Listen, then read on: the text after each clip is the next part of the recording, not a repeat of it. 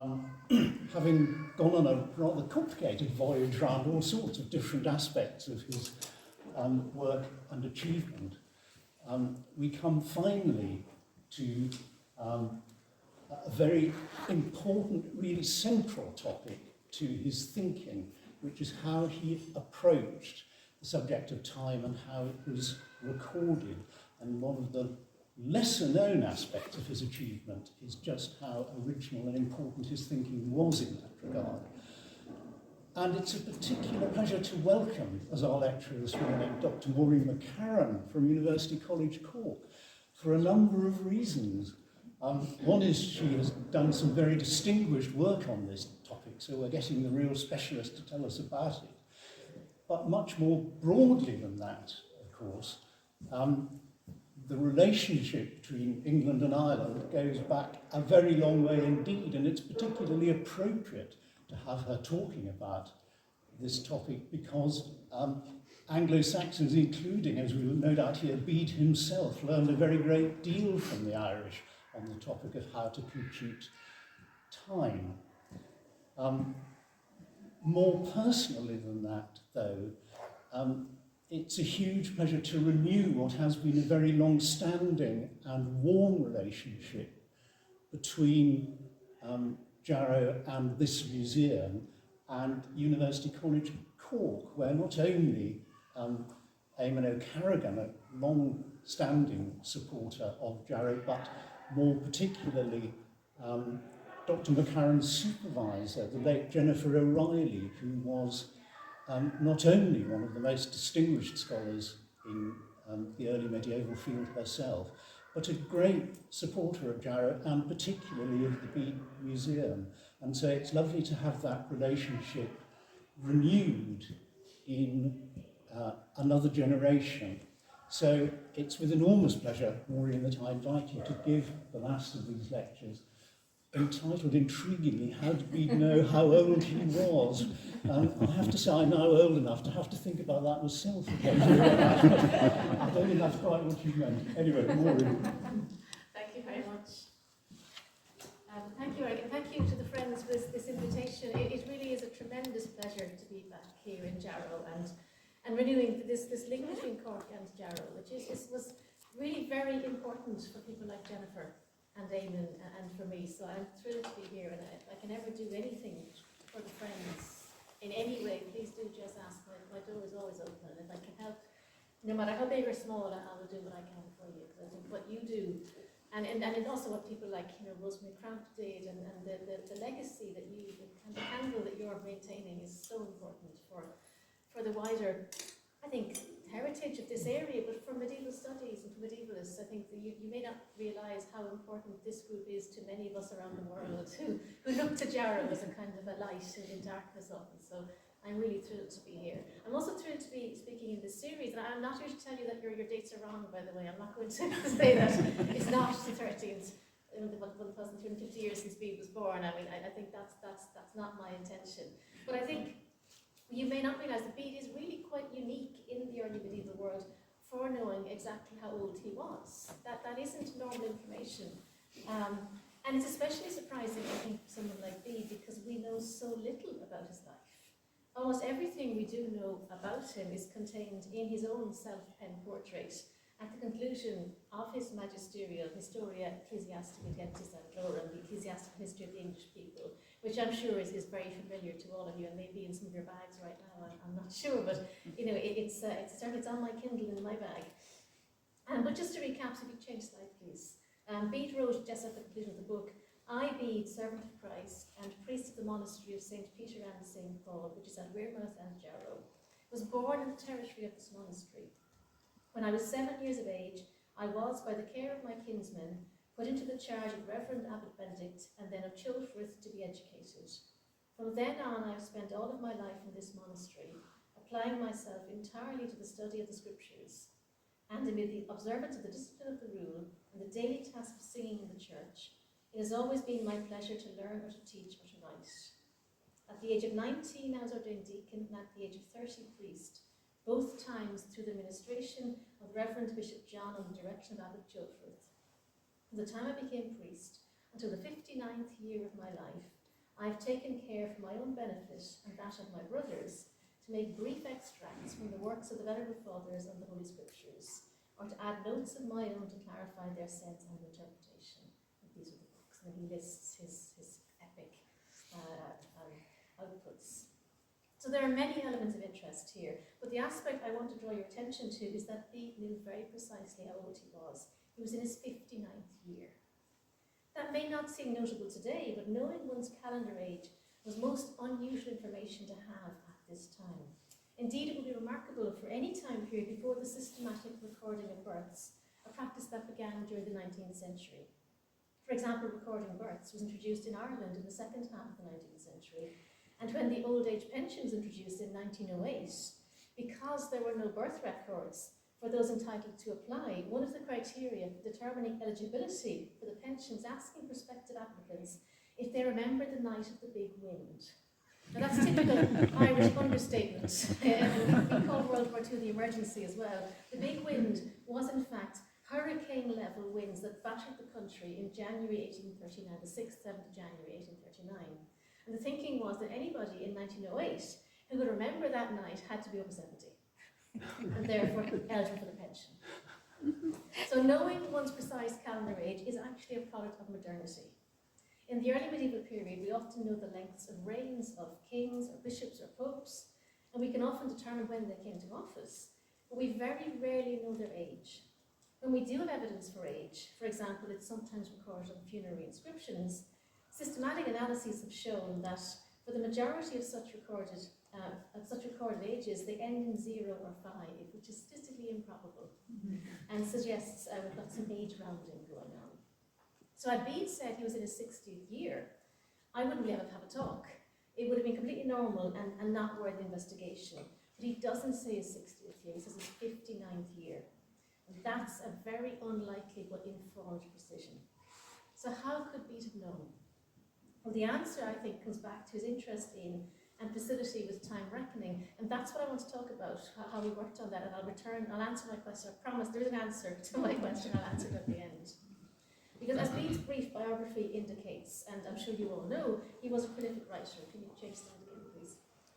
He wrote about theology, science, history, to name but some of his interests. He wrote 2 works on time reckoning, and is best remembered for his ecclesiastical history of the English people, which includes his major intervention in the history of time, his decision to use AD dating in his account of the history of Britain from Julius Caesar's invasion in the 1st century BC to when he completed the work in 731. Now normally, I show this talk at Bede, I have that map for every other audience. You all know where Jarrow and where Mine are. You don't need the arrow pointing, but I frequently think people just need a nudge. I know that that's superfluous today. Bede is often credited wrongly with inventing AD dating. If you could change slide, please. And what's on the screen now, it shows a cartoon that a friend of mine sent me years ago, and he says he did a Google search for Bede and AD, and that was the first hit.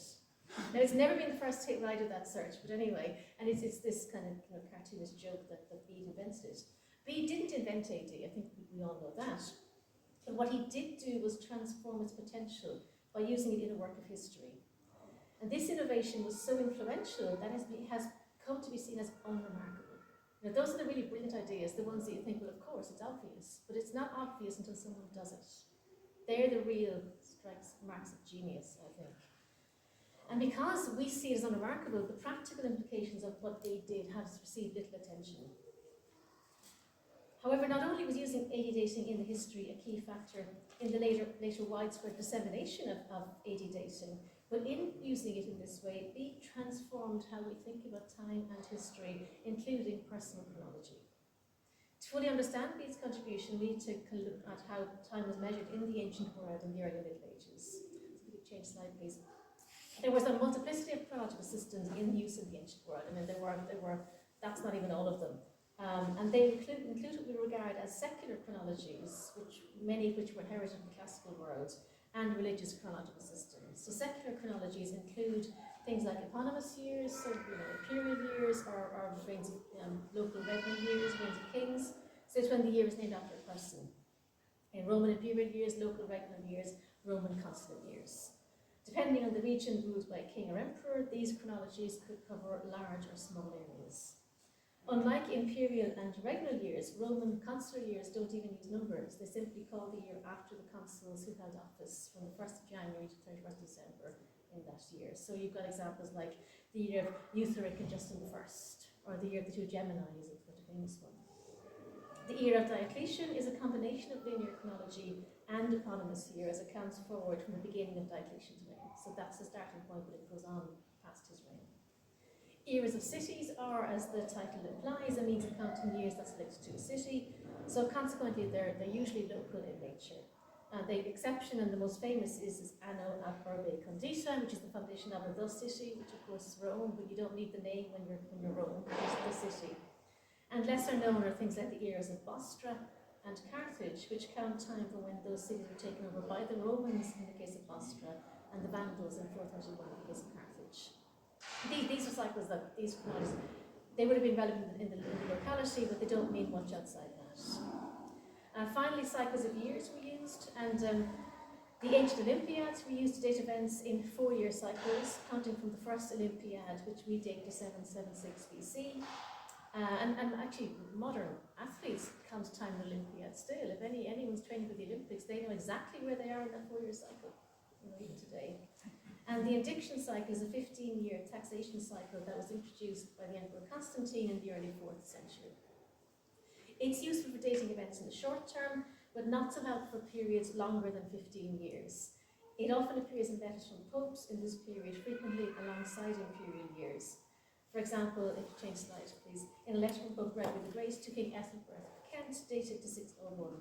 And it says, given the 22nd of June in the 19th year of the reign of our most religious Emperor Maurus Tiberius Augustus, and in the 4th indiction. So 4th indiction on its own would be completely meaningless because it could be any 15-year indiction cycle with something else you can date it quite precisely. Synchronizing these multiple chronologies is a challenge for anyone working with historical events. These systems are all independent of each other, and a year could start at any point of the calendar year, depending on the chronology used. For example, regnal years could start on the date a person came to power, or be backdated to the beginning of the year, or be moved forward to the beginning of the next year. We don't really know what was done because local conventions seem to have varied and dictated what was done in each situation. The indiction starts in September. Roman consular years begin on the 1st of January, so on. So they don't even all start, they're not synchronized in any capacity. Prior to writing his history, Bede had created 2 world chronicles, which were included in his works on time reckoning. And his notice for the birth of Jesus in the 2nd chronicle is a tour de force of chronological symbolism. Thank you. You note, in the 42nd year of Caesar Augustus, and the 27th after the death of Cleopatra and Antony, when Egypt was turned into a province, in the 3rd year of the 193rd Olympiad, in the 752nd from the foundation of the city, that is to say, the year in which the movements of all the peoples throughout the world were held in check, and by God's decree, Caesar established genuine and unshakable peace, Jesus Christ, the Son of God, hallowed the 6th age of the world by his coming. That's a lot of chronologies going on in that one short passage. And Bede's reference to the 6th age of the world here reveals a religious view of world history shared by Judeo-Christian culture in this period. And that's the specific belief that the 6 days of creation, as outlined in the book of Genesis, represent 6 ages of the world. As Adam was created on the 6th day of creation, the incarnation of Jesus was believed by some to signify the beginning of the 6th age of the world. So this view of history underlies some of the religious chronologies that also developed at this time. Thank you. So Annus Mundi, which is the year of the world, counts time from creation and is often overtly connected with the 6 ages of the world. This chronology is found primarily in world chronicles in this period. It was transmitted to the Christian world from Judaism and is still used by some communities today. For example, change slide please, the foundation date for a Jewish cemetery at Ballyboe in Dublin is recorded as built in the year 5618. And that's 1718 by our reckoning. So you see that date for the first time. It's just like on this kind of normal Dublin street, and then you see 5618, you think. People kind of jar and go, wait a second, what? But it's counting time from creation, and there's some Jewish communities still would have that as a kind of underlying chronology today. There are 2 chronological systems that count time from Jesus' life. Thank you. The familiar Annus Domini, the year of the Lord, which emerged as a chronological system in the 6th century and was then adopted by Bede in his history. AD, now often known as Common Era, though I think common is not maybe the best word to have used, and it's slightly problematic. I still use AD when I can. And prior to the development of AD, there was a reckoning from the year of the Passion, the Annus Passionis, which was developed in the 5th century. Both AD and AP were used in Easter tables, to which we will return shortly. At around the same time that chronologies are being developed and disseminated in Christian culture, we also see a new Islamic chronology, which counts time from the flight of Muhammad and corresponds with 622 in our reckoning. And the final type of chronology I want to highlight here are the apocalyptic countdowns. These are my favourite, which count backwards from the end of the world. Something we're not supposed to know, but that never stops them. and basically, it's the idea that it's this slightly convoluted concept that dug in that there are 6 days of creation, 6 ages of the world. Each age should be 1,000 years. There's no reason it should be. So the world will last for 6,000 years. So 6,000 years, and it comes back again in the 19th century. It's like it's 6,000 years. It is this kind of concept. World chronology is constantly sort of redefined. So you're always a little bit away from 6,000 years. So in this period, they think about AD 800 was going to correspond with anno 6,000. So in the beginning, that's why Bede is so concerned about eclipses often, because he thinks this is nonsense. We're not supposed to know the day or the hour. That's in scripture. But he is coming up against people using these kind of countdowns and thinking this is what we're getting to. Actually thinking the end of the world is literally nigh. And quite a few of these countdowns appear in a lot of texts, but a lot of them do emerge in Computus. And there's a famous one in the Irish Computus exemplar that the Bede had a version of, if you could change the slide please, which Dovio Crone identified, and this is how we can date this collection to 658. And it was created in Southern Ireland, and Bede did have a version of it in the late 7th century. And the date is, in truth, there are 631 years from the Passion of the Lord, so it's AP, Anno Passionis, until the Easter of Venerable Bede MacCarron. He died that year, which has just transpired. Furthermore, there are 141 years from the above-mentioned Pasch until the precise time when the world ends. That is when 6,000 years elapses. So we're literally on a countdown. A lot more could be said about all of these chronological systems, but I trust that the variety is apparent, as is the difficulty in synchronizing them, which is a major challenge for anyone trying to write history in this period, especially if, like me, you're writing history of a very wide area, because even though much of the book is rightly about Northumbria, but he does talk about a lot of other parts of the world, and he starts with Caesar, so there's a lot of things Bede has to contend with. And to underline this point, the next slide, please, is an example of the chronological information that Bede is working with when writing his history. And this is the proceedings of the synod held at Hatfield, and the dating clause is, "In the name of our Lord Jesus Christ, our Saviour, and in the reign of our most religious lords, namely Egfrith, king of the Northumbrians, in the 10th year of his reign, 17th of September, and the 8th indiction, in the 6th year of the reign of Ethelred, king of the Mercians, in the 17th year of the reign of Ealdwulf, king of the East Angles, and in the 7th year of the reign of Lothar, king of Kent, Theodore, by the grace of God, Archbishop of the Isle of Britain, and of the city of Canterbury, presiding." So if you can change that again, please. There are 5 independent chronological systems in that short passage, none of which indicate to the modern reader when Hatfield actually happened. I mean, you win a lollipop if you can tell me what date Hatfield was based on that. It's been dated to September 679. It's one of the dates that Bede possibly gets wrong. I don't like using that language because I think what Bede is doing extraordinary, but he dates to 680, and it seems to be 679 because it's a preliminary synod for the Council of Constantinople in 680. So September 680 is too late for it to happen. But this is where the different start time of the year is the problem. Because the indiction starts in September, the thinking is the indiction date throws Bede off slightly, because the synod happened in September. So that's where there's a slight possibly he's out by a year. I think because everything's in the right sequence. That's what's important. But it's probably 679. So this kind of chronological information is unwieldy. It's complicated. You need additional information, and it compares very poorly with the simplicity of our straightforward linear chronology. And to underline this, I invite you to think about how we would reflect on and remember events of our lives of recent decades if we had to use other reckonings for chronology, if we didn't have AD or CE, And I think we'd be relying on regnal years. So we're from different countries, so you'd be using British regnal years. Change slide, please. So there you are, identify yourself. And I'd be probably using Irish presidential years, so can you change slide again, please? So that's me, right?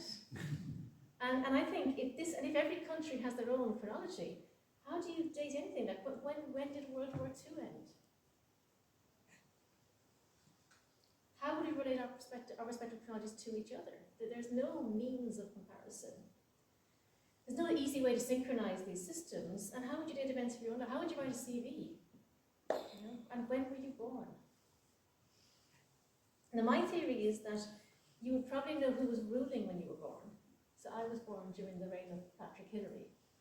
You were probably all born during the reign of Queen Elizabeth, because maybe not all of you, but I'm sure most of you were. But I think you wouldn't know. I don't think you'd know a precise year.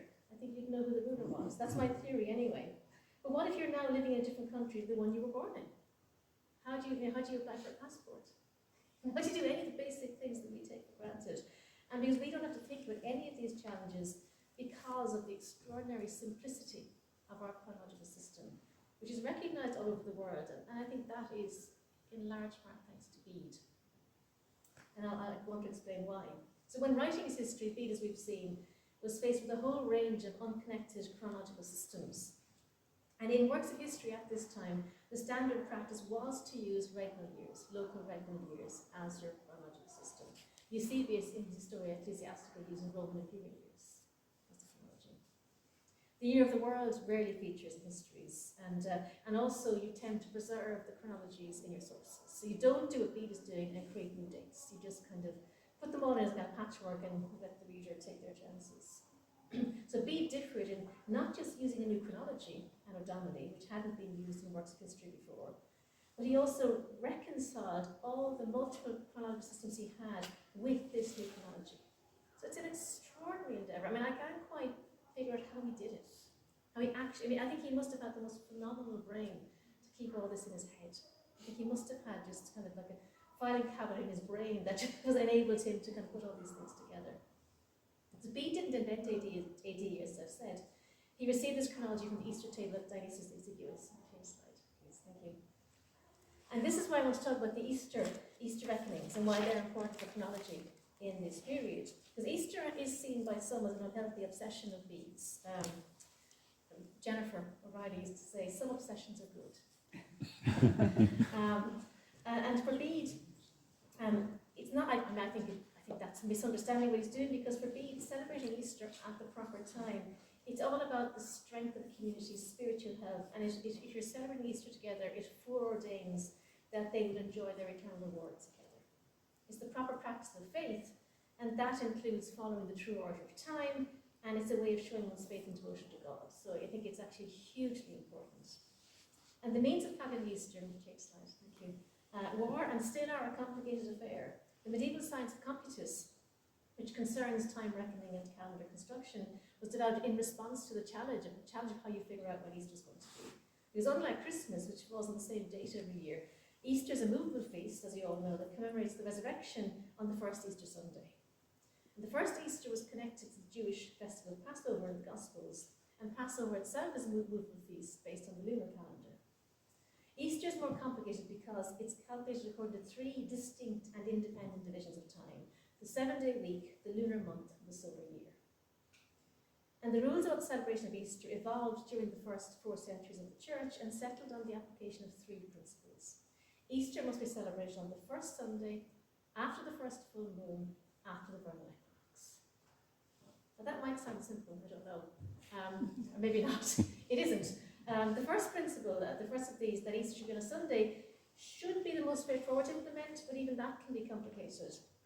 And it probably was articulated in response to a dispute in the early church between those who believed Easter should be celebrated on a Sunday, always to recognise the first Sunday of the resurrection, and those who preserved the link with the Jews' celebration of Passover, so celebrated Easter regardless of the day of the week. The full moon falls on the 14th day of the lunar month, known as lunar 14, and that was the date of Easter. So those who kept Easter on this day, irrespective of the day of the week, came to know as quarter-decans, 14ers. It's all about lunar 14. And they were ostensibly following the practice of the Apostle John, and they were tolerated in the early church, but as time progressed and the church increasingly inserted its independence from this Jewish inheritance, this diversity in unity became less acceptable and ultimately led to quarter-decimans being seen as heretics and schismatics. For those who celebrate Easter on a Sunday, Easter Sunday could fall within a 7-day period after the full moon. There's also disagreement over when the 7-day period is. Everything about this is contested because the catch is, could you celebrate Easter on the day of the full moon? Like Luna 14 is the full moon, so can Easter Sunday be on Luna 14? And the Irish at this time said yes, so it could be any time from Luna 14 to Luna 20, that 7-day period. But the opposing view was that if you celebrate Easter on Luna 14, you're actually anticipating, because the full moon is the night of the Sunday and Easter Sunday morning. So you're anticipating. So they say it starts on the 15th, that's what we do now. So it's Luna 15 to 21. So Easter can't be on a Sunday, it has to be the Sunday after Luna 14, not the Sunday of Luna 14. There's also a 16 to 22 limit, which is of the Roman conception, which was denounced as well. So that's a tricky part. And the third principle for determining Easter, that it should follow the vernal equinox, ensures Easter always falls in spring. This placed Easter in the first month of the year, like Passover, and at a point in the calendar when daylight begins to exceed darkness. The day and night are of equal length at the vernal and autumnal equinoxes. After the vernal equinox, daylight increases as darkness decreases. And that's symbolic, because Easter is celebrated at that time because it represents Easter is the ultimate victory of light over darkness and life over death. So it's really important that these things are all lined up. However, efforts to determine Easter in relation to the vernal equinox were also complicated because they disagreed on the date of the vernal equinox, of course. Because the traditional Roman date was the 25th of March. Well, as you know, the Julian calendar had to be reformed because it's slightly longer than the actual solar year. So over time, the calendar slips. As you know, in the Gregorian reform in the 16th century, and then in the 17th century, stuff like Britain, and there was that, give us back our 9 days and all this kind of stuff. So by the time, because the calendar is advancing on the sun, the equinox wasn't happening on the 25th of March anymore by the kind of 5th, 6th centuries. It was earlier. So the mathematicians at Alexandria, who were the most advanced in the world, recognized this early, and they moved the equinox to the 21st of March. And that's the date they used for Easter. But that's another complexity when you're trying to reconcile different methods. And so, for example, Christians who date the equinox to 21st of March could celebrate Easter Sunday on the 22nd of March if Luna 14 fell on the 21st of March. Okay, so 21st is the equinox and Luna 14, and it's Saturday. You can have Easter on 22nd of March. That's fine. That's legit. That's legal. Everyone's in order. But if in the same time, in the same area, you have a group who have the same lunar calendar, so they recognise Luna 14 is the 21st of March, but they think the equinox is the 25th of March, they can't have Easter that Sunday. They've got to wait a whole month for the next full moon, which will be on the 19th or 20th of April, and they have Easter after that. So you've got a whole month's difference between the two reckonings. So every part of this is, I know this is a bit head-wrecking for a Saturday morning, but this is the kind of stuff we're dealing with. So the stipulations for determining Easter, especially the second and third, allowed a lot of room for debate and dissension in any given year. And the thing with this, even if you could wait until the full moon was visible to identify the relevant Luna 14 Easter Sunday, you would still have contention over the date of the equinox and the lunar limits, even if you could wait. But the problem with Easter is that you can't wait for the full moon. You have to calculate in advance, because the Luna 14 that determines Easter Sunday, you have to count back from that to work out what the lunar limit is. So you can't wait for the full moon. You have to know in advance. So you've got to calculate in advance when the full moon is, and that's the problem, because you're dealing with sort of complicated things. So to do that, you've got to reconcile the solar and lunar calendars. And they're completely independent entities, and that's difficult. So at the time, you change slide again, please. A lunar month was believed to be 29 and a half days, and the solar year 365 and a quarter days. We now know, so that the Julian calendar, the solar year is 365 days, 6 hours. That's the calculation. In actual fact, the solar year is 365 days, 5 hours and 11 minutes, give or take. Because orbits are elliptical, not circles, so they vary slightly. That's the average. So that sort of 49 minutes, adds up over centuries.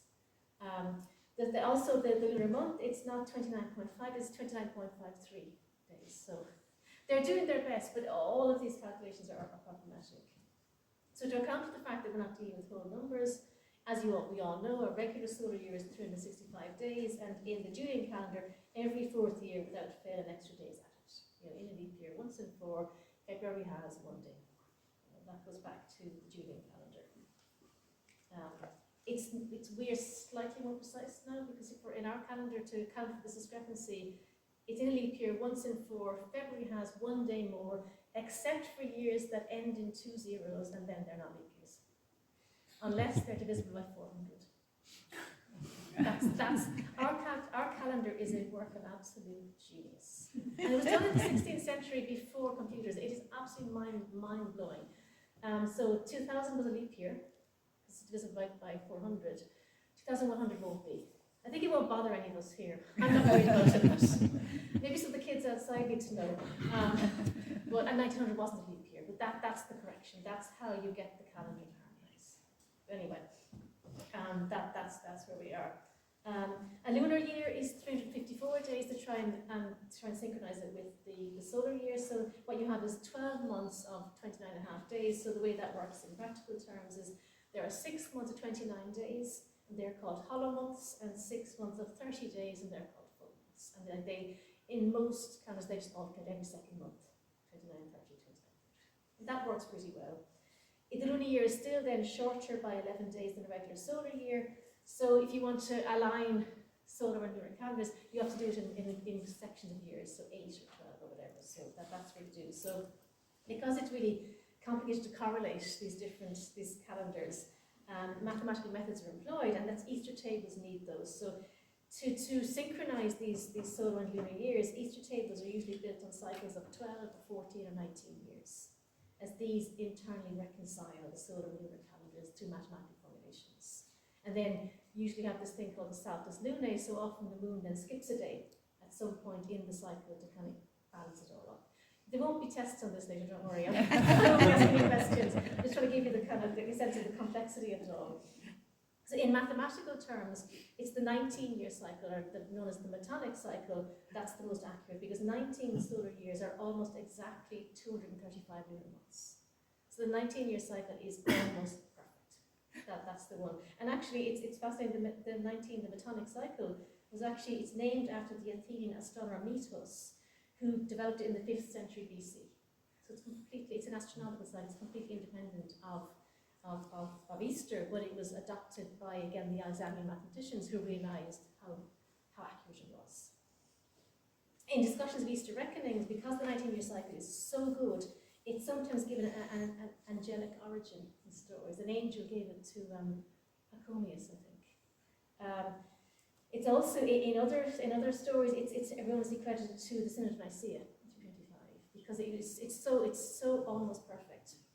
And the problem with it, because no matter how much harder they try, because the Julian calendar isn't exact, they can never be right. They're always going to be slight errors because the actual calendar they're using is inaccurate.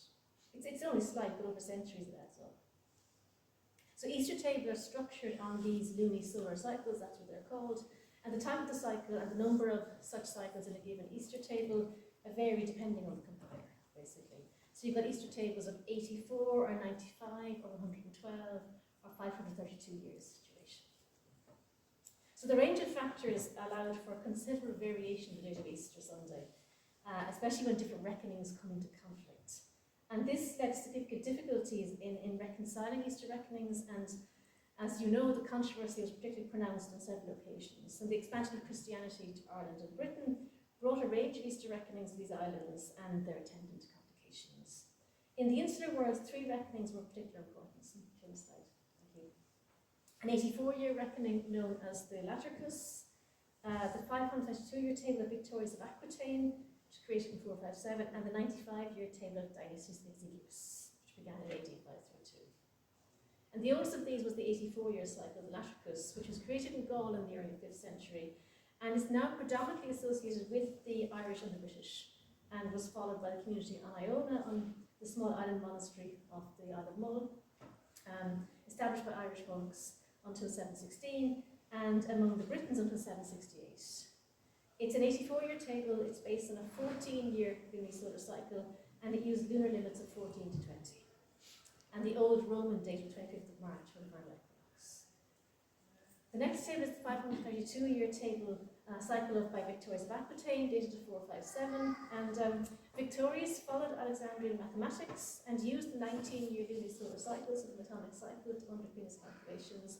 He also took account of the leap year cycles, so he does a 532-year table because after 532 years, all of the solar and lunar data is that we've all repeated in exact sequence.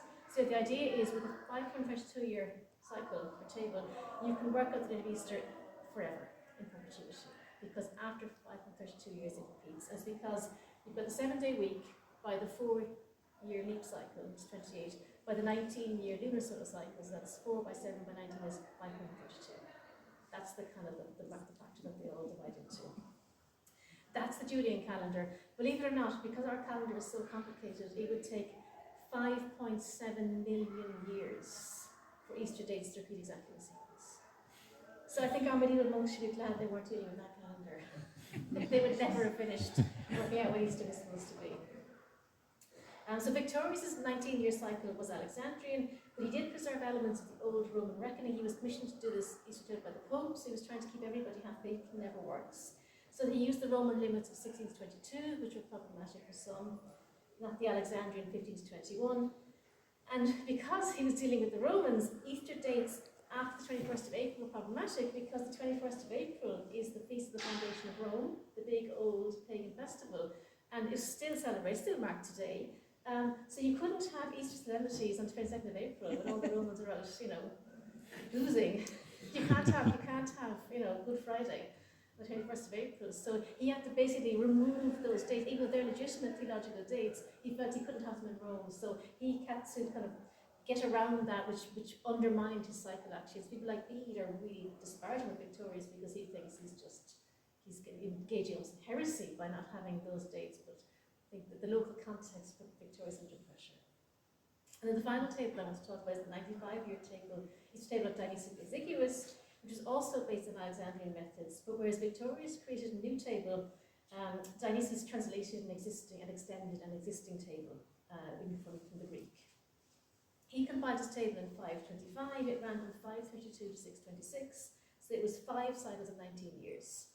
And then it's extended in the early 7th century by a monk called Felix Giletanis in 616, and he does another 5 19-year cycles that goes from 627 to 721, and that's the table that Bede would have had.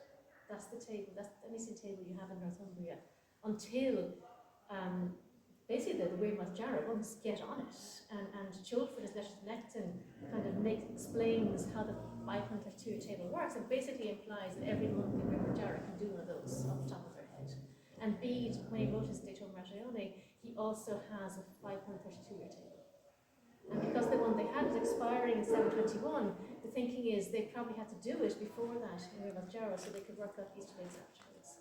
But they didn't just extend by another 95 years, they actually created the full table, which I think would have run until 1064. So that's what's going on here. So these 3 Easter reckonings were used in the Insular Church in the 7th century, and the arrival of Victorian and Dionysian Easters would have challenged the hegemony of the Latricus. The Southern Irish churches accepted the Victorian reckoning by the middle of the 7th century, so the compilation of Computus material Bede gets from Southern Irish churches, a lot of it is Victorian Easter, that's what they're about. This table was rejected by Iona and the Northern Irish churches, who persevered with the Latricus. And as you all know, the debate about Easter came to a head in Northumbria during King Oswy's reign at the Synod of Whitby in 664. And what we have at Whitby is the bishops of Lindisfarne, who were conservative Oswy's people, were Irish missionaries from Iona, so they followed the Latricus. You have the remnants of the earlier Roman mission to Northumbria, led by Paulinus, and Oswy's queen Anfled, who followed the Roman Easter.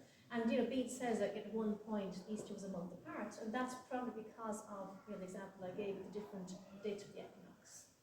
So, at one time it's a week apart, and Oswy's having his Easter celebration, and the Queen is observing Palm Sunday.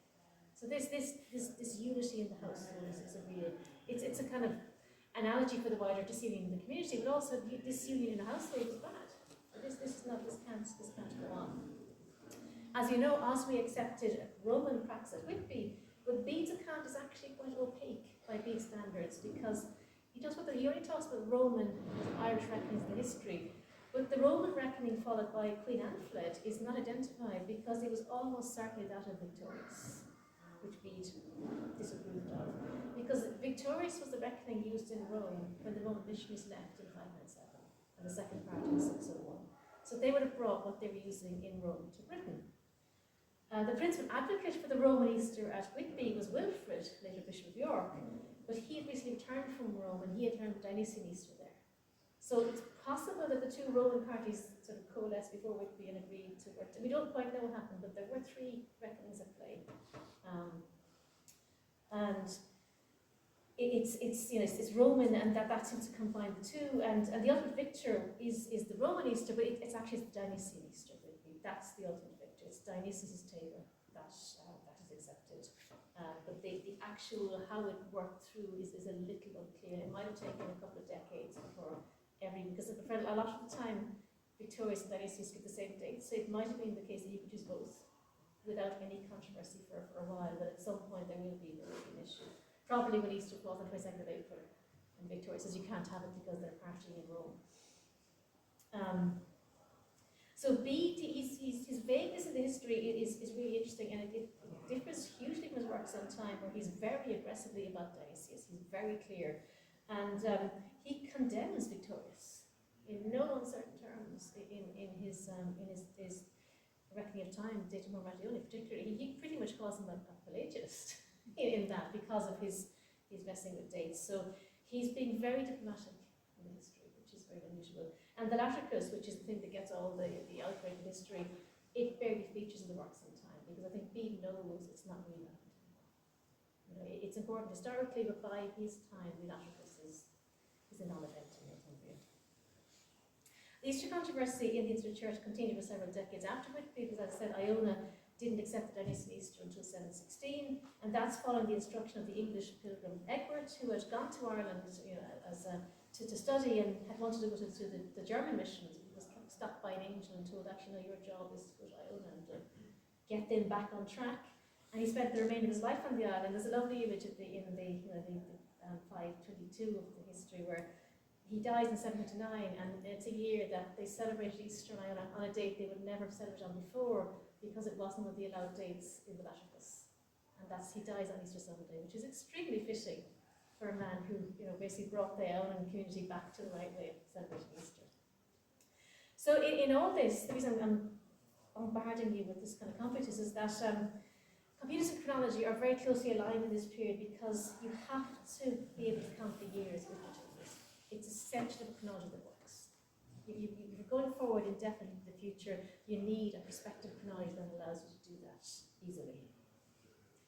Consequently, regular years are of very little use in Easter tables, because you don't know who's going to reign into the future. One can count forward indefinitely from a specific reign, such as the era of Diocletian, which was used in Alexandrian Easter tables. But that's a way kind of around it. But ultimately what you need is a very simple, straightforward chronological system. And the three Easter tables that dominate in the Easter world all use very different systems for counting the years, some of which are easier to follow than others. The Latricus used the most unusual one. It had this very strange, what they call calends and ferial apparatus for marking the year, which basically is, and there's only one example of this table from Padua Library, discovered by Dolvio Coin in the 1980s. It had literally not been seen for a millennium. And he recognised it. He tells the story, he was in Padua Library, and he was given a box of Irish miscellany, and like, anything interesting in there? And he saw this thing, like, this looks like it might be the lost Easter table.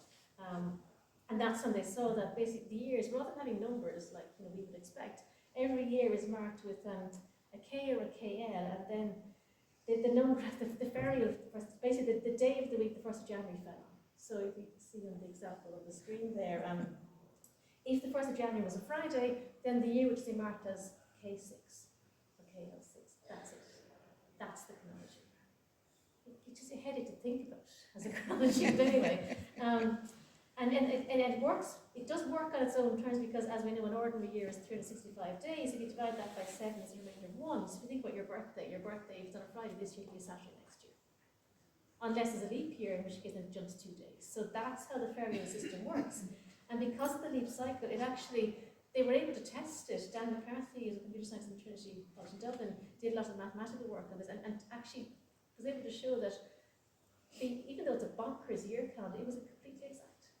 Because the ferials were correct depending on the year. And because of the leap cycle, he could check them and then actually work out roughly when the table was created, which one dated to the 5th century.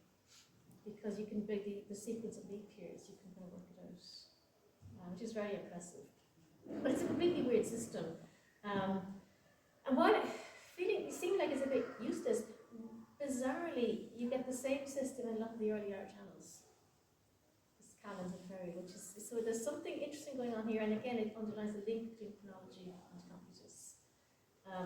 Victorius of Aquitaine used 3 chronologies in his Computus, all of which were taken from his commentary of Prosper of Aquitaine's World Chronicle, which was written about 20 years earlier. And in the prologue, Victorius linked his Easter table with Anno Mundi, reckoning years of the world, and then in the table he used Roman consular years and from the and counted time from the Passion. So his table starts with the year of the Passion, AP1, which of course is a contested date as well. We needn't worry about that today. So he seems to Prosper in his chronicle starts counting. He has years from Abraham's what he uses, but when he gets to the Passion, he starts on a year count with AP1, AP2, and Roman consular years. And Victorius seems to have lifted that from his table. So the Victorian table, it starts with the year of the Passion, it goes for 532 years. So it is very clever as a way of presenting Easter tables. So it seems that Victorius just took those chronologies from Prosper. And Dionysius Exiguus used incarnation dating and the 15-year indiction cycle to count the years in his table. So can you change slide, please? So there's again a page of the Dionysian table. So the first column is the AD years, the second column is the indiction. So if you can see it, the secondary C goes 1, 2, 3, 4, 5, 6, 4, and then starts again. So you can see it works there. And the Anno Domini, so you've got 532, 533, 534. First 2 columns. Because as I said, the indiction was useful for dating events in the short term, but you had to have it with another chronology for long term. An indiction on its own Easter table would be used in that 15 years. You would be totally confused on where you were in the cycle. But Dionysius' selection of Anno Domini is really unusual. And what's striking is he's translating a Greek table, and he says that the table he was translating from, it was the era of Diocletian, was the chronology. And he wrote that in his letter explaining it, he didn't want to preserve the memory of the impious persecutor, since Diocletian is the persecutor of Christians. So he decided, said he would count time from the beginning of Christians' hope, which is a lovely way to describe it. And that's the incarnation. And theologically, this makes a lot of sense in the 6th century because there are Christological controversies in an attempt to work out who exactly is Jesus Christ. Is he God? Is he man? Is he both? And in the theological discussion of these, increasing the attention on the moment of the incarnation, that's when God becomes man. The passion and resurrection, they're the important things, but for the person who dies on the cross to be God, that's the incarnation in the Virgin's womb. That's when the union, the divine and the human become one. So the incarnation becomes the kind of the ultimate moment in salvation history. And I think Dionysius, who was also translated Greek law, I think he understood all that. And he's the beginning of Christian's hope. The incarnation, that's what he's coming from, not the impious persecutor. And I think this is a doctrinal choice, and I think it would have resonated so strongly. And Bede's support for the Dionysian Easter, it is a factor in why he chooses AD dating in the history. And some people will say Bede uses AD dating because of Dionysius. That's only part of the story, I think. I think for Bede, his theological works show that the centrality of the incarnation in salvation history is the ultimate thing. He's so much of his gospel homilies in particular on Luke's gospel and the Annunciation really hammer home that this is the moment. It's in the Annunciation at Nazareth. That's when God becomes man. It's explicit in theology. I think that's what he's doing. And I think it's the combination of both theological and computistical concerns that led to this extraordinary historical innovation of Bede's. That he took a perspective chronology, Anno Domini, and turned it into historical chronology. That's, in my view, his distinctive contribution. I'm going to skip some of this because I just realised the time. And I mean, we know, Bede uses 80 dates. He's not the first one. Just change slide, please. Thank you. But this, we do get other 80 dates at this time. So this is the Izmir diploma, which is from 736, and people often say it uses AD because of Bede's history. Now, I'd love to credit Bede with everything, but actually, this is taken from the Nicene table. This charter, it's a land charter about bequest of land, but the date is the 736 year from the incarnation of our Lord Jesus Christ and the fourth indiction. So it's I think when you see AD and indiction together, it's the Nicene Easter table is the source. Maybe change that again, please. And again, this is Willibrord. He was an older contemporary of Bede's. He was Northumbrian who went to Ireland studying mathematics, and then went to the continent and established the Monastery of Echternach. And he had this wonderful calendar of saints' days, and in the month of November, in the margin, you can see it there, he wrote a little autobiographical note, and in it he talks about in the year 690 from the incarnation of Christ. He left Britain, I think it was. I know, I skipped on and forgotten something. Yeah, he went to Frankie in the year 690. He was ordained a bishop in the year 695 for the incarnation of the Lord. And he was writing in the year 728 in the incarnation of our Lord Jesus Christ. And the next page of this manuscript is a 19-year Dionysian table. So again, Dionysius, this is before Bede. The Dionysian table is really important. But what these are all doing is using AD for kind of contemporary things. It's happening now. Charters. This is today's date, Easter table, indiction, AD year. Willibrord's talking his own life. What Bede does that's extraordinary is go backwards and create a historical chronology, and nobody else has done that. And I think that's what's amazing about Bede's thing. He spotted the value, the potential of AD to harmonise all these conflicting chronologies that he had. And it's so extraordinarily innovative, it's underappreciated. And I think, people talk about, a lot of some discussions of Bede's chronology, they're kind of, I think what he does is it's beguiled us because it's so amazing, and people tend to dissolve these circular arguments and say, well, Bede's wrong about this because, I said that Synod of Hatfield as an example, it might have been 679, not 680. I think that misses the point to worry about that. And people say, Bede got the date of the Sack of Rome wrong because he says it's 409, but it was 410. But dating the Sack of Rome to AD 410 is anachronistic synchronism, because if nobody no one at the time used that chronology, so if nobody in 410 knew it was 410, was it really 410? So does it matter that Bede gets the dates? I mean, he's basically, I think it shows that Bede's invented the chronology. That's what he's, and because it's so complicated, you can be a year out. That does not undermine the achievement. And then we can see that when we look at what Bede is doing, because when he does, I think, use his Dionysian Easter table, and he must have had a table that he had written all over in his his calculations to work out dates. And from 532 on, he has AD years. So anything after 532, he can kind of locate. Before that, it gets much harder. And I think he has the indiction cycle going back to the 4th century. And if what we notice when we look at comparing Bede's AD years with modern AD, I feel the further back we go, the more difficult it gets. If you change slide, please. So this is just a rudimentary table that I've created, and it's basically some of Bede's AD years that we can actually date otherwise through Roman sources, and you can see that they're accurate considering the challenge he was faced with. But the pattern emerges, I think, that the nearer he gets to his own time, the more accurate AD dates get. There's a bigger discrepancy the further back you go. So the most glaring one is Caesar's invasion. He puts in 60 BC, 55 BC. Now, I still think it's only a few years. What he's doing is extraordinary. But before the 3rd century, we get the biggest divergence. And I think that's because from the 4th century, he's got the indiction cycle, and the 6th century, he's got the Dionysian table. So from then on, he can locate things. I think it gets much harder the further back in time we go. So he went to great lengths creating this table. and there's this timeline, and it underlies his history. But I think and even though his contemporaries would have been familiar with AD, at least his literate contemporaries, they don't seem to have been that taken with as a chronology, which again I think underlies what an innovation it was. So the earliest surviving manuscript of Bede's history is now believed to be the manuscript known as the Moor Bede in Cambridge, and written at Bede's monastery, Máírin MacCarron, within a few years of his death in 735, and possibly written as early as 737. And if you change the slide, please. And one of the editions immediately after the main text concludes is this thing called the Moor Memorandum, written by the same scribe.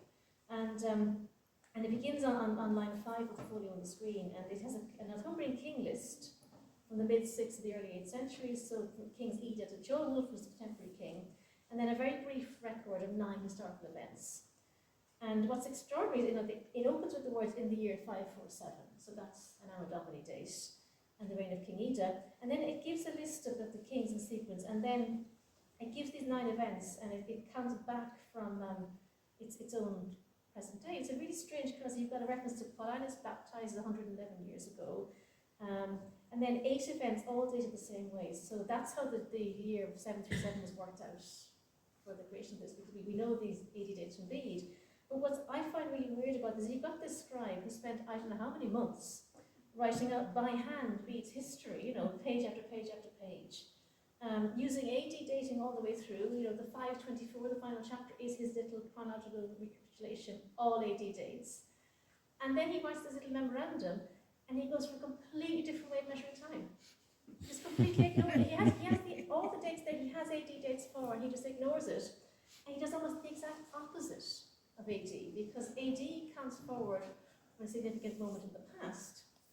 This method comes backwards from the present. And I think you can imagine how limited that is as historical chronology. It's basically only useful as a chronology for the year you're in. Next year it's out of date, it's pointless. And something similar happens, if you change slide please, in the St. Petersburg Bede, another early manuscript. And again, this is in the recapitulation of the main events in book 524, and in the margins of this, it's not a good picture because it's taken on my phone on facsimile. The St. Petersburg Bede is quite inaccessible to most of us these days, what with it being in St. Petersburg. So I'm afraid I don't know if I'll ever get to see this manuscript in person. But there are little numbers, you see right at the edge of the screen, little Roman numerals, and they seem to be also counting back from the present day. So it's like, it seems that Bede's own contemporaries didn't get AD as historical chronology. They didn't quite understand how it worked, which I think underlines what an extraordinary thing it was to do. I think that his own contemporaries who were literate, clearly literate, their writing, and would have been familiar with Easter tables, this was such an innovation it didn't quite compute. It took a while to resonate.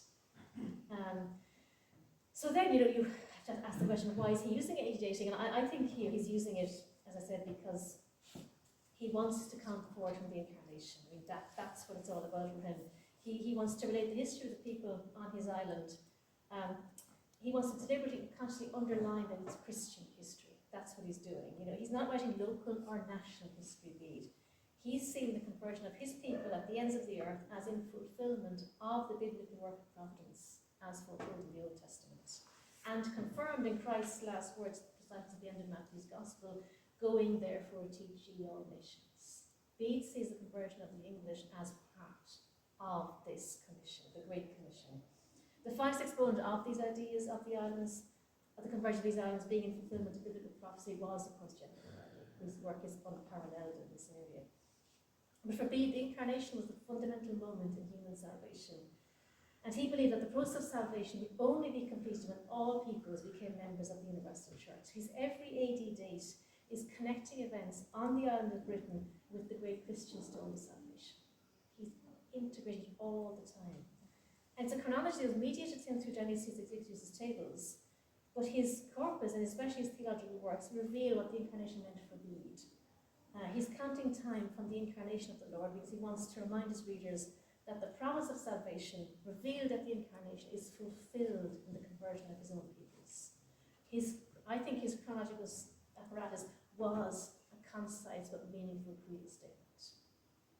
So that's the time reckoning bit. I'll return to my starting question is, how did Bede know how old he was? We're taking all this into account because I think Bede's decision to use AD dating changes how we think about history and the past and time. I think we see that by the fact that his own contemporaries didn't quite get it. It was so revolutionary.